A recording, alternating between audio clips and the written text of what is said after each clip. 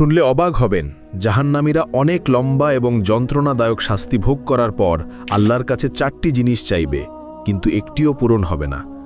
প্রথম আবদার, তারা বলবে, হে আল্লাহ, আমাদের এখান থেকে বের করে দিন, আমরা আর গুনাহ করব না।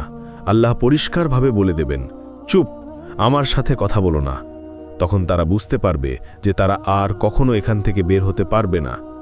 দ্বিতীয় আবদার, তারা জাহান্নামের রক্ষক মালিককে বলবে, আমাদের জন্য আল্লাহর কাছে দোয়া করুন যেন তিনি আমাদের মৃত্যু দেন। মালিক সঙ্গে সঙ্গে উত্তর দেবেন না, 1000 বছর পর বলবেন, তোমরা এখানেই চিরকাল পড়ে থাকো। তৃতীয় আবদার, তারা শাস্তিদাতা ফেরেশতাদের বলবে, অন্তত একদিনের জন্য আমাদের শাস্তি হালকা করে দিন। ফেরেশতারা বলবেন, তোমাদের কাছে কি স্পষ্ট পথ নির্দেশ নিয়ে রাসূলেরা আসেননি? তারা বলবে, হ্যাঁ।